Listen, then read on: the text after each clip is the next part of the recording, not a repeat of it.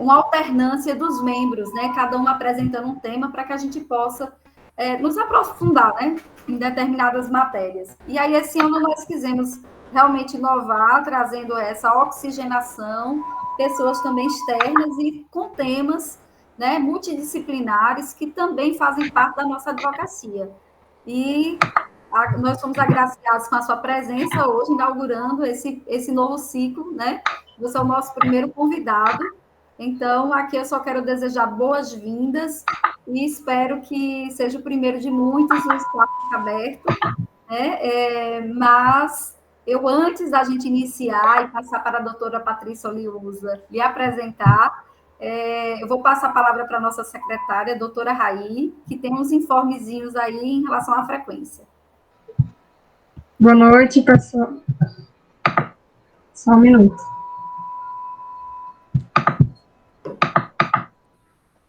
Boa noite a todos.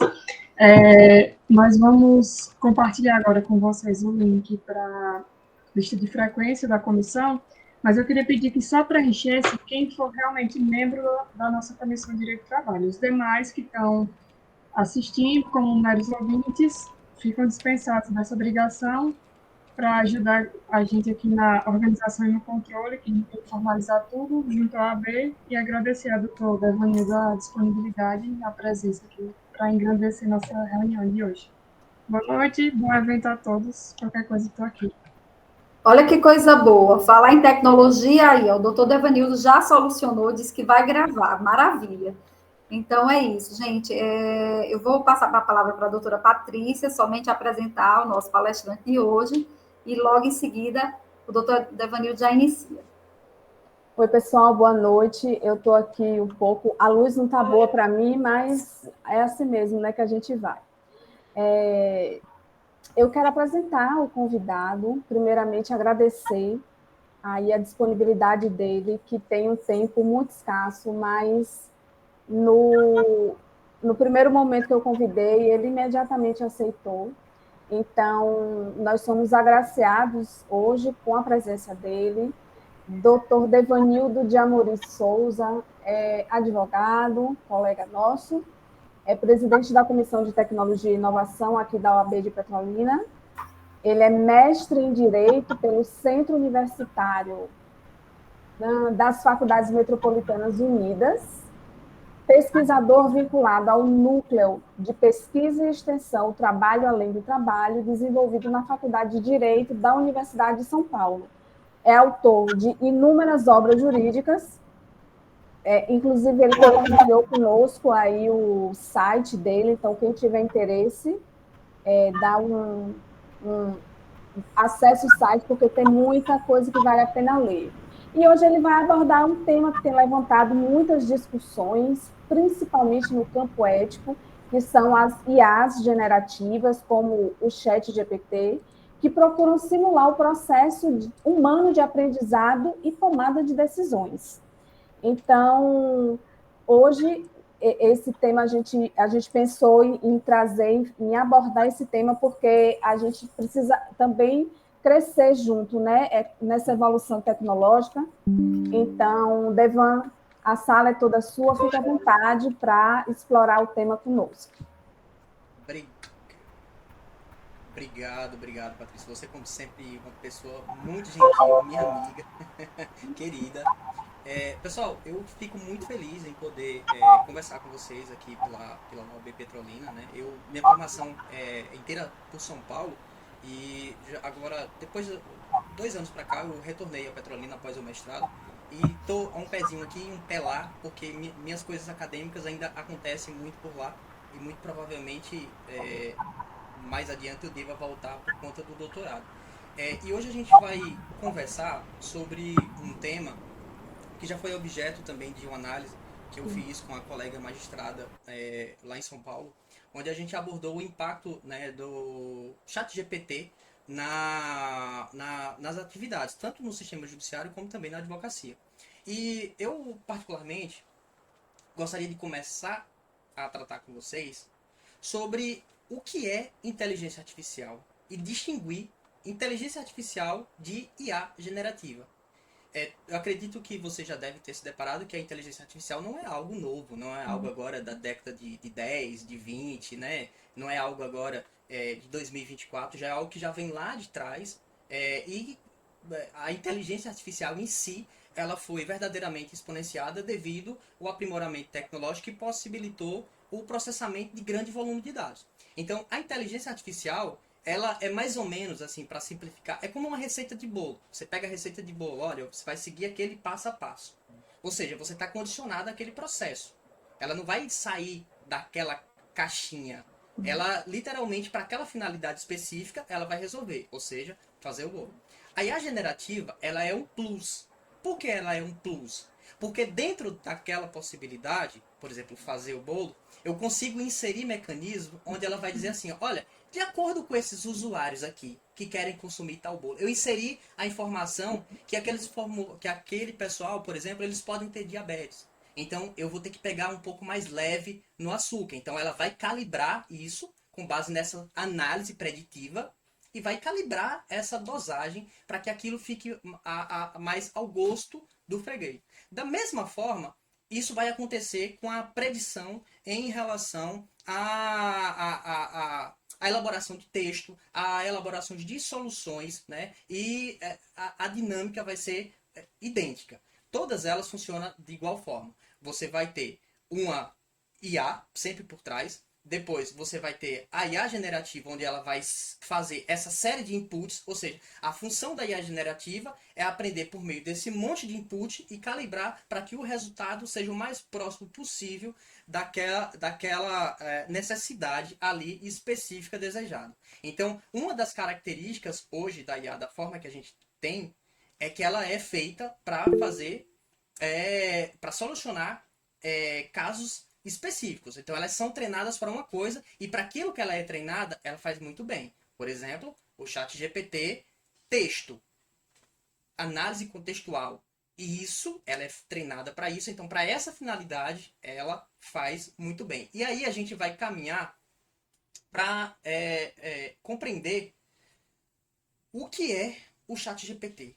O ChatGPT é basicamente essa analogia que a gente fez. Ele trabalha com análise preditiva. Então, com base nas informações, e aí vem a característica do grande banco de dados. O que é que o ChatGPT faz? Ele analisa um volume muito grande de texto que existe na rede mundial de computadores, e inclusive textos acadêmicos, artigos científicos, livros, o que está disponível em formato escrito, em formato digitalizado.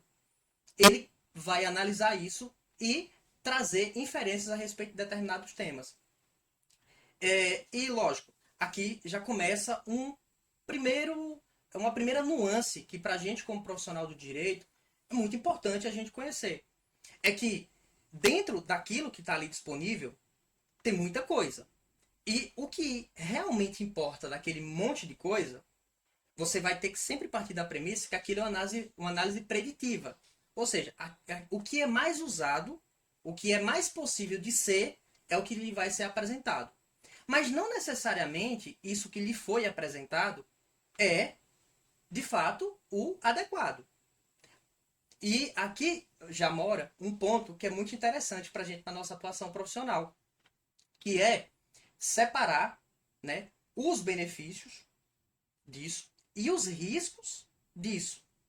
E o primeiro risco, que me parece muito interessante, é que não é uma coisa que parece só para mim, né?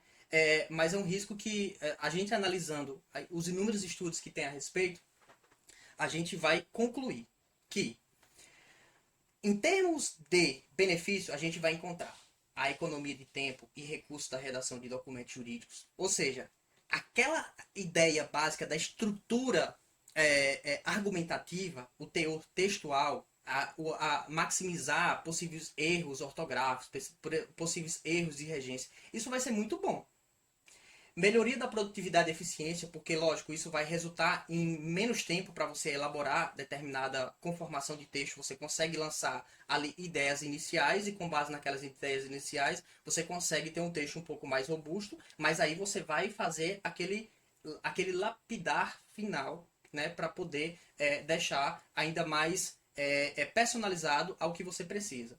e a possibilidade de explorar novas abordagens na redação dos textos jurídicos. Ou seja, ó, e aqui vem algo que é muito interessante.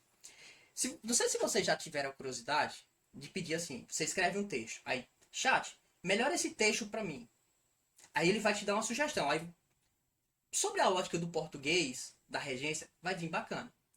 Aí faça a seguinte iniciativa. Chat, escrever esse texto como Machado de Assis escreveria.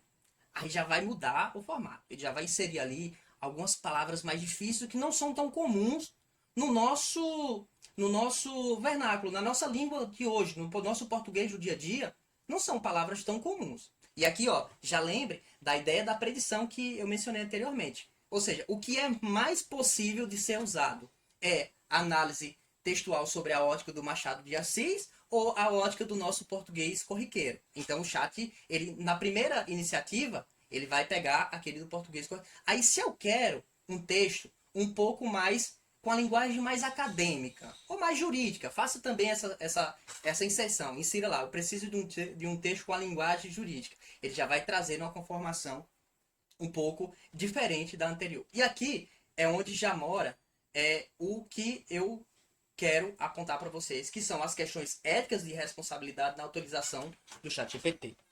As limitações do sistema, como a necessidade de revisão humana para garantir a qualidade dos documentos gerados e a preocupação com a segurança da privacidade. Então vamos lá.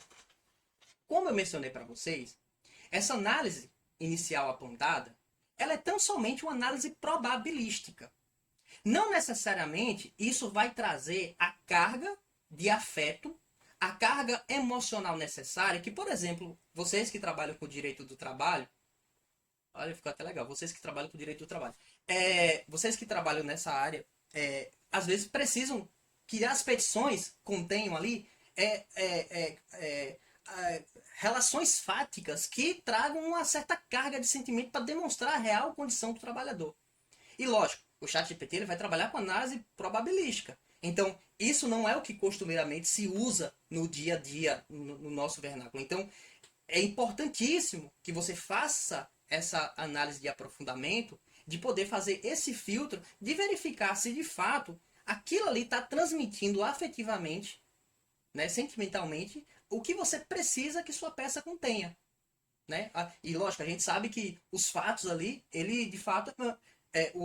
a narrativa dos fatos ela é muito importante na constituição de uma peça jurídica, né? E a gente ter isso elaborada de forma a de fato retratar o que aconteceu e que existe documentos que corroboram com aquilo, quanto mais elucidado aquele tiver, melhor.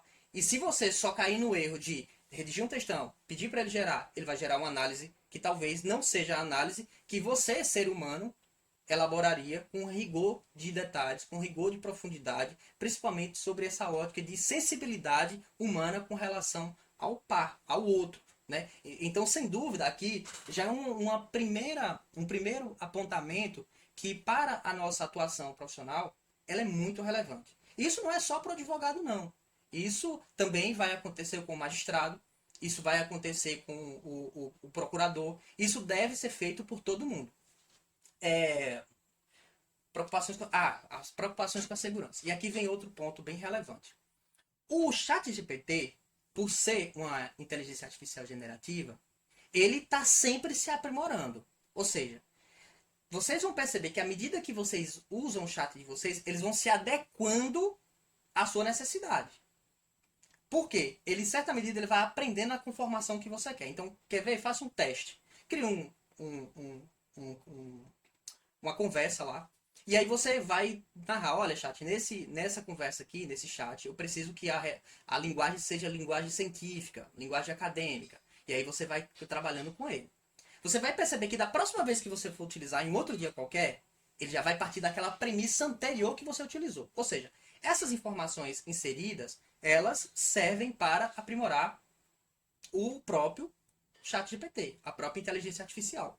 E lógico, aí já mora uma preocupação com as informações, com dados sensíveis, principalmente peças jurídicas. A gente precisa ter um zelo com os dados dos clientes, até mesmo com os dados pessoais da gente, em inserir, né, nesses mecanismos, exatamente por conta desse cuidado com a tratativa desses dados que precisam ter um pouco, aliás, um pouco não, precisam ser confidenciais, né? Eles precisam estar ali nos autos do processo e não disponíveis para o treinamento de uma inteligência artificial generativa. Análise dos potenciais riscos do uso do ChatGPT na advocacia. O risco que eu vejo como muito significativo é você sempre partir da premissa que ele está certo, que aquilo que veio está pronto, acabado, eu simplesmente dou Ctrl+V, um Ctrl+C, Ctrl+V e despacho. Isso aí, inclusive, resultou recentemente em problemas para magistrados, exatamente por incidir em erro nisso, porque ele simplesmente gerou uma jurisprudência que não existia. E aqui, gente, é muito importante vocês levarem em consideração que o direito, por ser uma matéria que não é muito assim de binariedade, não é muito assim de caber em caixinha, sempre vai existir uma corrente para lá, uma corrente para cá, um entendimento para cá, um entendimento para lá. E nessas dualidades interpretativas, aí você percebe o calcanhar de Aquiles do ChatGPT. Ele não consegue ter essa sensibilidade de entender o que realmente importa em meio a uma pluralidade de possibilidades. E o direito nisso é muito rico. A gente precisa olhar para isso com muita atenção. Agora, lógico, se eu chego para o ChatGPT, já com a corrente que eu quero trabalhar, e nele, utilizando ele, eu aprimoro aquela análise textual, aí beleza, aí vai dar certo. E lógico, você vai fazer o checklist depois para corrigir se aquilo de fato está condizente com aquela análise afetiva que a gente conversou lá no início. Apresentação de exemplos e casos reais em que o ChatGPT foi utilizado na advocacia, discussões sobre resultados e alcances nas lições aprendidas. Então, vamos lá. Outra questão relevante é que o ChatGPT é apenas um modelo de inteligência artificial generativa em meio a tantos outros modelos igualmente eficientes. E, inclusive, gratuitos, como é o caso do... esqueci o nome agora, eu acho que é o Bard, da Explore. Né? Também tem o do Google, também tem o da IBM, e tem muitas outras ferramentas com igual finalidade. E lógico, também tem ferramentas com mecanismos semelhantes para poder gerar imagem, para poder gerar, para quem gosta de visual law, para poder gerar aquelas ilustrações, né?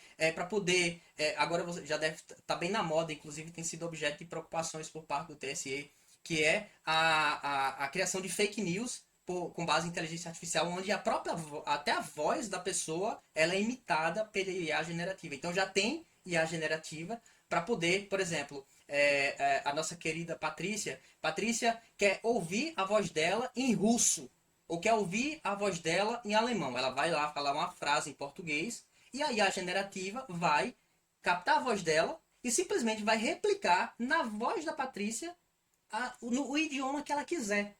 Já tem IA generativa para fazer isso e está acessível aí gratuitamente. Então, é importante a gente também ter essa concepção, exatamente, para ter um perigo, inclusive, é por isso que tem despertado muita preocupação do TSE nesse sentido.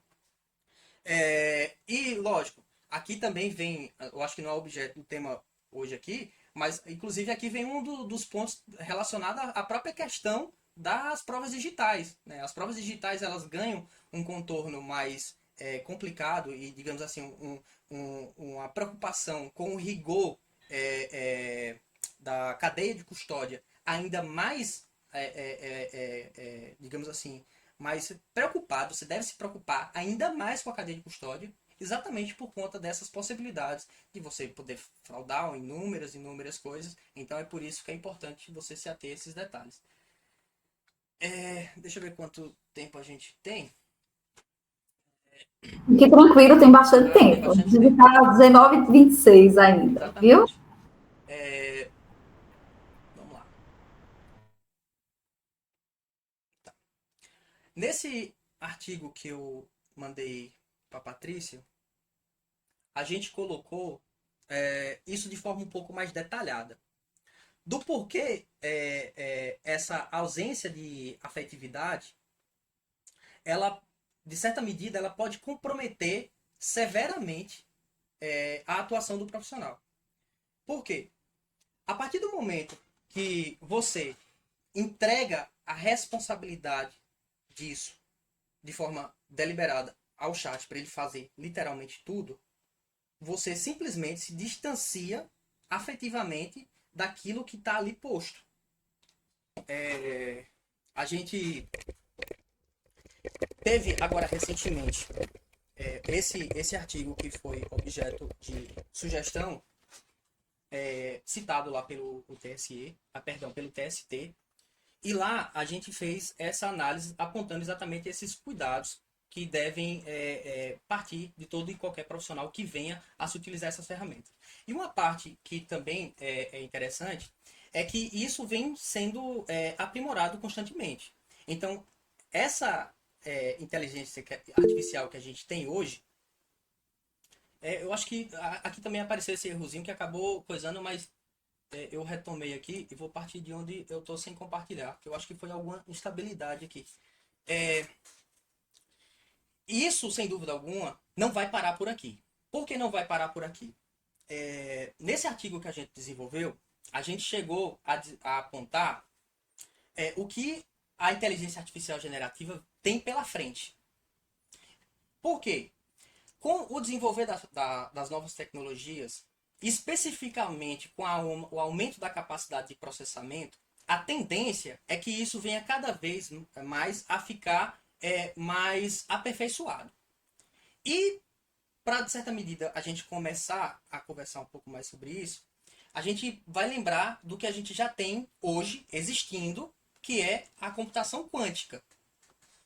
A computação quântica hoje, ela já vem sendo testada. Eu acho que eu até chego a mencionar isso no artigo que eu indiquei, mas de toda forma também tem um artigo meu publicado no Conju, tratando especificamente sobre isso.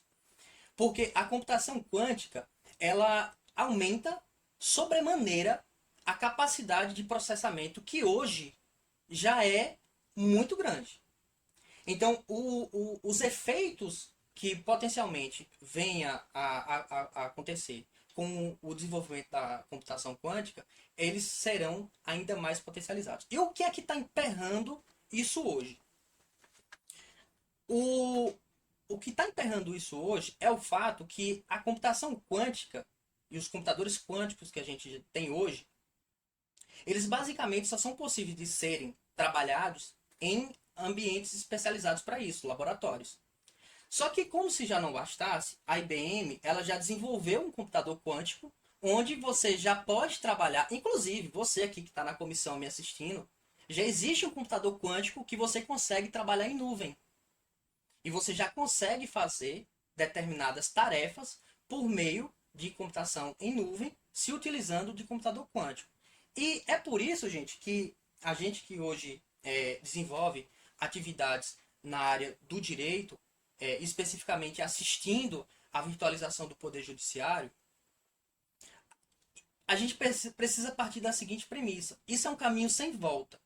A virtualização das profissões, principalmente a nossa, né, não no sentido de automatizar o advogado. Isso não vai acontecer. Porque a automatização do advogado ela não vai acontecer. Tem um artigo do professor Fabiano Hartmann, que foi publicado ano passado na revista Qualizar, onde ele aponta quais são as profissões que serão impactadas pelo desenvolver da inteligência artificial.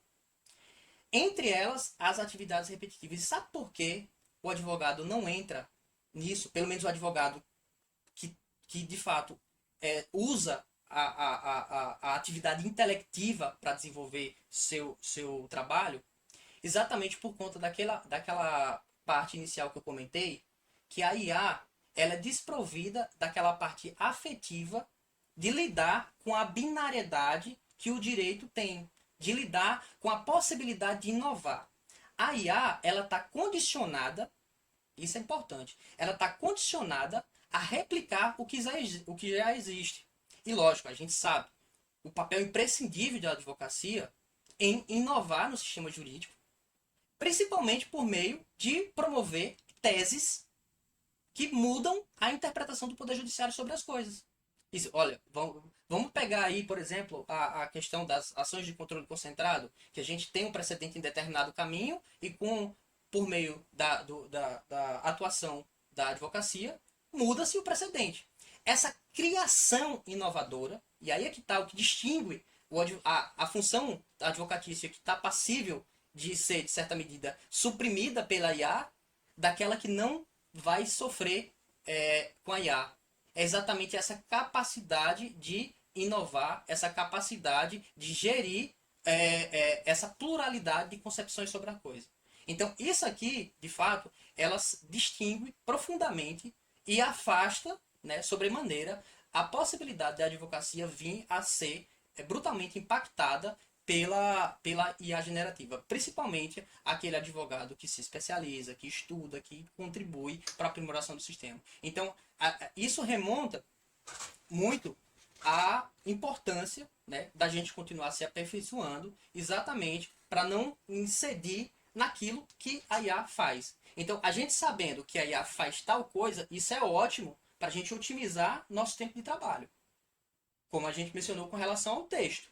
Mas isso, de forma alguma, espanca a necessidade de você ter responsabilidade e a criatividade de defender aquilo que a justiça diz que tem que ser, que o direito diz que tem que ser, e aí o papel do advogado como primeiro juiz da causa demonstra-se como muito relevante para a nossa atuação profissional. Pessoal, eu tendo em vista que a gente já está com 35 minutos, eu vou deixar vocês à vontade, até para que a gente possa trocar um pouco mais de informação a respeito das coisas, até porque acredito que talvez alguém tenha lido o textozinho e tenha alguma dúvida para a gente poder utilizar esses pontozinhos para a gente conversar um pouco mais.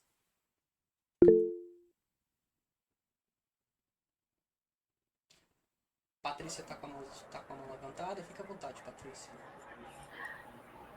Eu gostaria de acrescentar, quando você citou que muita gente acha que só existe um tipo de IA, né? Um tipo de inteligência artificial, mas que, na verdade, a gente tem aí um campo gigantesco onde ela pode, né, em vários setores, seja do mercado, setor de educação, a inteligência artificial ela pode estar sendo aí utilizada, ou seja, ela pode atuar no campo da robótica, no campo da escrita, que é o caso do chat GPT, para manutenção preditiva, para transcrição de áudio, né, que está sendo muito utilizado ultimamente, para chatbots, análises também de imagens, análise de voz, essa última aí que tem, se eu não me engano, não, é a Luzia que vai transcrever, é de transcrição.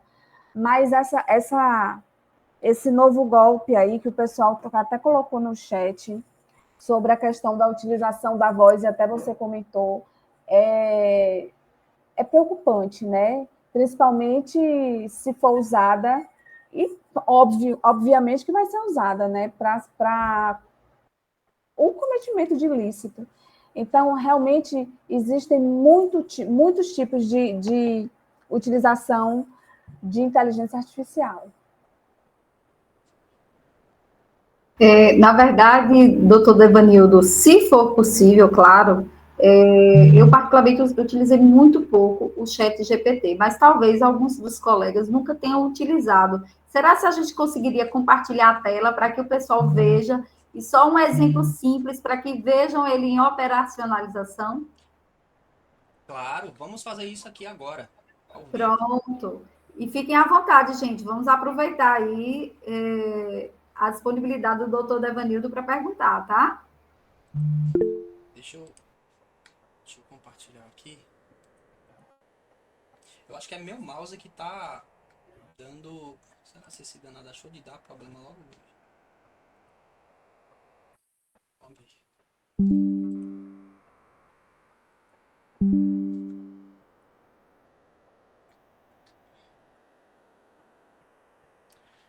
Esse aqui, que vocês estão vendo, é a versão paga. O que é que ele tem de bom? Ele tem uma guide que é basicamente da Constituição. Então, ele já sistematizou todo o conteúdo da Constituição Federal. Então, por exemplo, se eu quiser perguntar a ele... Deixa Chat, o que você tem... Aliás, eu gosto de ser educado com o chat. Boa noite, chat. O que temos sobre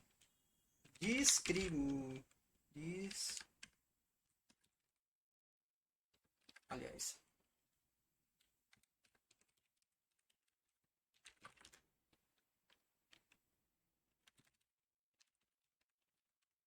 Lição. Ele acaba corrigindo umas coisinhas. Ah, foi errado ali.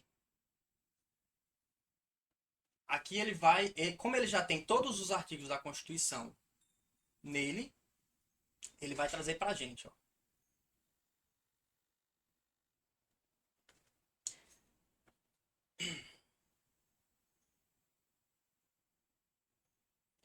Aqui ele já trouxe o artigo 3º, estabelece como objetivo fundamental da República promover o bem de todos, sem preconceito.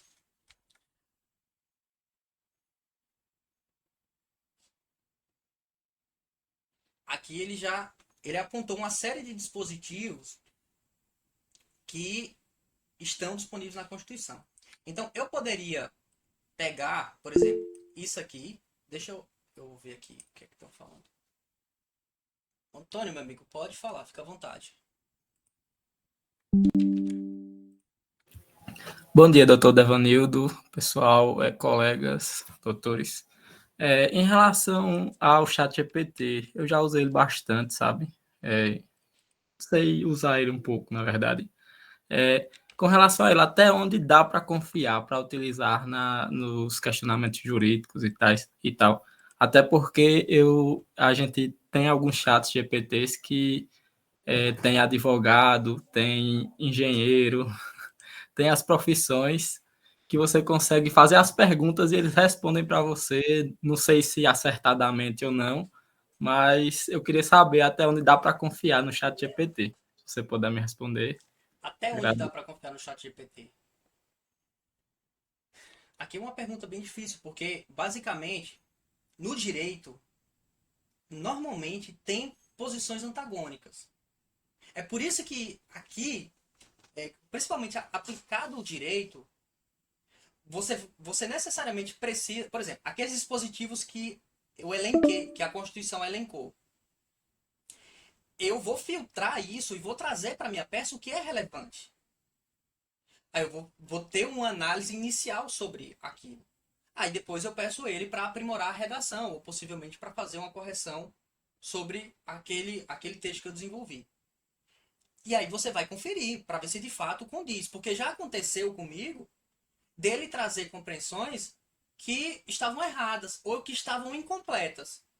Principalmente se eu explico no texto ali. Se eu narro uma série de detalhes e eu peço para ele reescrever, às vezes ele omite parte que eu considero relevante que esteja. É por isso que eu mencionei que, principalmente na redação de uma peça jurídica, o papel da correção e da atuação do profissional é indispensável. Você não tem condição de pedir para fazer e só confiar no que ele fez. Não tem condição. Até porque, sobre a ótica binária do próprio algoritmo, ainda mais analisando esse aspecto social do direito em si, nem sempre vai ter uma resposta para aquilo. Por exemplo, se você pegar um tema polêmico no direito, que está lá, ora tribunal decide assim, ora tribunal decide daquele outro jeito. Então, você vai ter que pôr sua opinião ali. O que é que eu quero? E aí, é por isso que a responsabilidade é sua, não é do chat. O chat ele nunca vai errar. Se veio errado e está na peça, foi você que errou. É por isso que o CNJ está punindo o magistrado. Porque a responsabilidade é do ser humano de fazer esse filtro. O chat, olha, você sempre vai partir da premissa que o chat ele é irracional.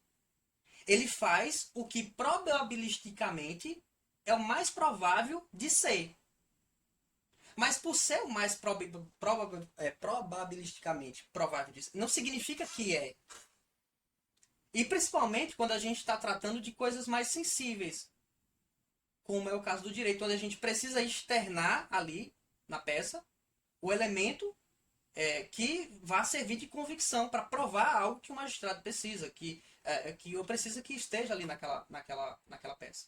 É por isso que é imprescindível. Se o profissional que partir da premissa de confiar estritamente no chat, ele em uma hora ele vai cair numa dessas aí.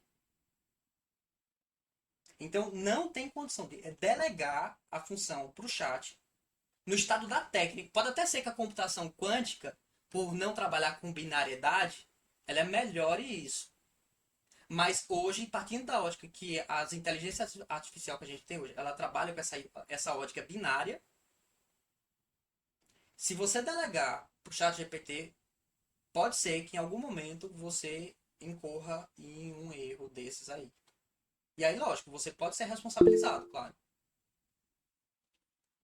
Fica à vontade, querido. Então, com certeza. Eu comentei porque, como eu assino o ChatGPT, porque eu utilizo ele para outras coisas também e tal, eu vi lá que existiam as opções, né? E aí a pessoa, curiosamente, vai lá, dá uma pesquisada, dá uma lida. E com certeza, né? O direito não é uma área exata, né?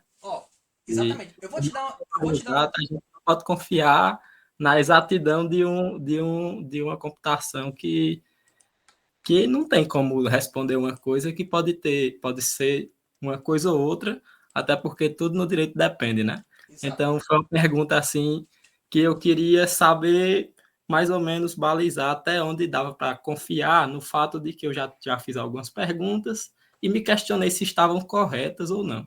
Aí, por isso que eu coloquei essa perguntinha aí, mas muito obrigado, viu? O que você pode fazer do chat é tirar dali, digamos assim, aquela análise inicial. Tá? Eu estou perguntando sobre, sei lá, eu vou perguntar sobre discriminação. Eu tirei dali uma análise inicial. Depois eu vou pesquisar sobre uma ótica e agregar. Mas, lógico, passando por você. Você tá... Então, assim, em que pese, em certa medida, a gente achar que é o chat que faz, o chat ele é só uma ferramenta, é como a caneta. O chat, ele vem como uma ferramenta para potencializar seu trabalho, para melhorar seu trabalho. Mas não é para te substituir. Né? Então, por exemplo, sei lá, na parte de correção, de gramática, de ortografia, de fato, isso vai melhorar muito. E isso vai suprimir muito quem trabalha com revisão de texto. Isso vai suprimir muito quem trabalha com correção. Mas é por isso que aqui a gente separou, e eu citei o artigo do Fabiano Hartmann, que nesse ponto da atividade intelectiva, que é um papel imprescindível do advogado, a inteligência artificial, pelo menos essas que a gente tem hoje, existente no mundo, ela não suprime a atividade do advogado. Muito pelo contrário, ela só potencializa a qualidade do advogado. Então isso é imprescindível. Então esse negócio de achar que a inteligência artificial vai suprimir o juiz, vai roubar... Isso vai acontecer com funções que são repetitivas, que são de massas. Por exemplo, eu não preciso daquele cara que me gere o texto feijão com arroz. Que faça ali. O aluno que vai lá e procura uma resposta só para poder responder a questão. Isso aí o chat faz. Agora, o que de fato resolve o problema prático, o que cria, o que inova, o que sustenta com fundamento, aí não tem jeito. É por isso que vai distinguir o bom profissional do mau profissional. É o que faz. Aquele mau profissional, ele de fato pode ser suprimido, porque o chat ele vai lá e faz uma peça meia boca e vai suprimir. Mas não vai suprimir o trabalho do bom advogado de jeito nenhum. Eu só enfatizo também exatamente isso. Eu também percebo por essa ótica, doutor Devanildo, até porque a advocacia, seja um estagiário, como bem a colega Patrícia Oliusa colocou, você vai supervisionar esse trabalho, até porque quem assina é Vossa Excelência. Então, é seu nome, então a gente tem que ter muito cuidado, e além do mais, quando a gente está falando de jurisdição e trabalhando com peças processuais, se você coloca a máquina para lhe dar uma resposta e você peticionou, mas vai chegar uma hora que isso vai vir à prova, numa audiência, né? E assim sucessivamente. Chega uma hora que essa tecnologia não se sustenta sozinha. Você pode até copiar e colar. Então, eu diria que o chat GPT, ele vai nos auxiliar bastante. Por exemplo, nós, advogados, somos multitarefas. Né? Quem produz conteúdo sabe muito bem que você tem que arrumar um tempo do dia para escrever alguma coisa, e nesse aspecto você traz um tema que veio na tua mente, ele já facilita para você inúmeras situações que podem vir contextualizadas, e você vai revisar. Aí, nesses aspectos, eu acho muito bacana. Eu até lembro que uma vez a gente estava aperreado para fazer um card, alguma coisa, para a comissão, aí a doutora Raí, em 2 minutos, mandou. Ela disse, só foi o chat GPT. Eu digo, nossa senhora, já está pronto. Ela disse, espera aí, não fui eu não, viu? Exatamente. Você fica com o trabalho de conferência. Você dá uma estrutura básica. Exatamente. Você dá uma estrutura básica. E aí você dá um input e vê o que é que vem. E às vezes vem algo que tá bonitinho, tá aceitável. Mas às vezes, por exemplo, hoje eu precisei fazer uma postagem. E tipo, eu fiz umas 5, 6 vezes. E eu tipo, dava um input, aí vinha, eu não gostei. Vinha, eu não gostei. E até chegar onde o profissional quer. Então, assim, Doutor Devanildo, existe uma diferença, naturalmente, tudo que é pago tem maior abrangência. Aí a minha pergunta em termos jurídicos, né, falando, em termos de conteúdo, de peças processuais, qual é a profundidade dessas peças quando você passa a assinar? Eu particularmente não assino, como falei, eu usei superficialmente, mais para algum conteúdo específico e não para elaboração de nenhum conteúdo jurídico. Mas eu gostaria de entender essas funcionalidades, até onde ele vai, as funcionalidades do chat pago. a diferença dele é que aqui, como ele tá, sabe aquela ideia do Ctrl F que a gente dá no PDF? A única diferença é que ele vai fazer um Ctrl F, só que trazendo as coisas de forma contextualizadas.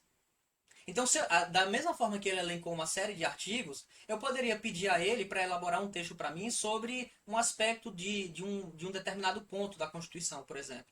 Sei lá, chat, elabore para mim um texto sobre, por exemplo, a independência dos poderes da República, com base na Constituição. Ele tem essa racionalidade com base naquilo que está ali previamente inserido, ele traz isso. E lógico, a diferença também do ChatGPT pago para o não pago é que tem a possibilidade também de você anexar um arquivo. Então, por exemplo, eu tenho lá um texto que foi elaborado. Eu quero um resumo daquilo. Você vai anexar aquele texto, ele vai te dar um resumo. Mas, de toda forma, é imprescindível que você tenha lido o texto antes, para você compreender o que está ali. Porque é basicamente você se fazer essa pergunta. Como é que ele sabe o que é mais importante naquele texto se eu não li ainda? E ele não tem essa análise afetiva de prever para mim o que é mais importante para o texto. Porque o que ele vai tirar do texto é a análise preditiva. Seu microfone está fechado. Mais alguma pergunta, pessoal? Eu estou perguntando porque, se for o caso, a gente disponibiliza um outro link para dar continuidade, tá? Porque a gente está há quantos minutos? Aqui há 8 minutos, mais ou menos, mas está facultada a palavra para vocês explorarem ao máximo o tema, e se quiser, a gente continua com o novo link, tá? Mais algum ponto, doutor Devanildo, que não foi falado? Isso é muito relevante. Lá no texto que a gente escreveu, eu menciono sobre esse aspecto da dignidade da pessoa humana. Que a gente, como advogado, a gente tem esse papel de trazer para as nossas peças aquilo que melhor tutela a condição humana. E esse filtro afetivo, a IA não tem. A IA é totalmente desprovido de sentimento. Ela não tem sentimento. É por isso que a gente não consegue substituir essa ideia da empatia do ser humano. Porque quando chega um caso para você, aquilo ali afetivamente já te desperta. Olha, tem uma ilegalidade aqui. Eu preciso provar isso de tal forma. Essa afetividade não tem.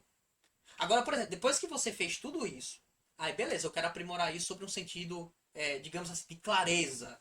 Eu quero melhorar a clareza. Eu quero, de certa medida, detalhar. Aí beleza, você trabalhando com isso vai te dar uma robustez um pouco bem maior, na realidade, né?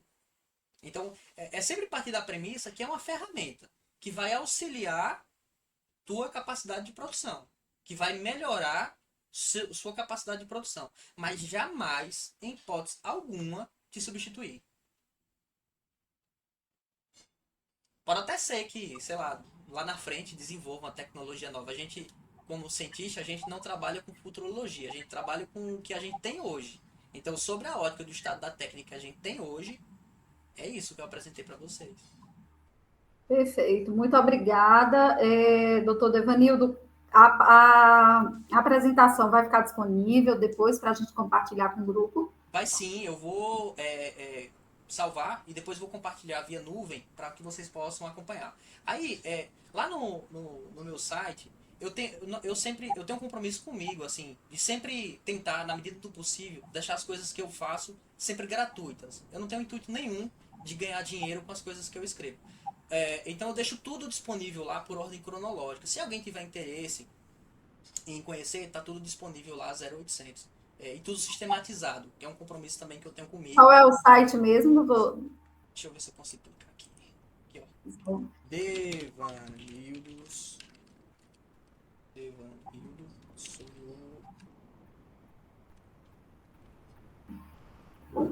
Pronto.